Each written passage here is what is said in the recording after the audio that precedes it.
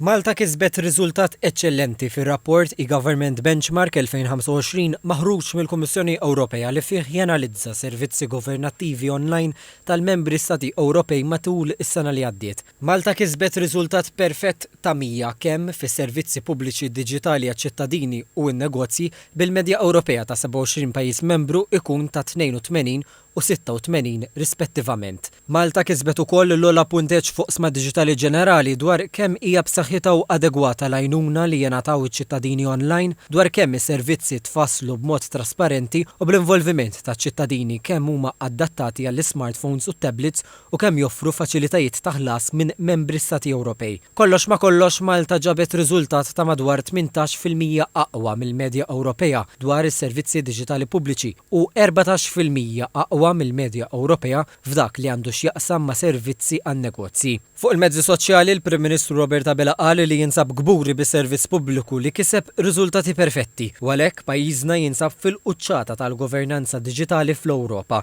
Is-Segretarju Permanenti Ewlieni Tony Sultana qal li dan ir-riżultat huwa konferma oħra ta' kemm l-investimenti kollha li saru fit-teknoloġija f'dawn l-aħħar snin qed iħallu l-frott. Żied li r-rapport huwa stimolu biex l-amministrazzjoni pubblika tibqa' tejjeb is-servizzi tagħha b'għodod ġodda bħalma hi l-intelligenza artifiċjali. Temm jgħid li r-riżultati ta' din ix-xorta jikkonfermaw kemm l-uffiċjali pubbliċi Maltin huma dedikati biex iwasslu servizzi diġitali tal-ogħla livell fejn iċ-ċittadini jaċċessaw dawn is-servizzi bl-akbar faċilità.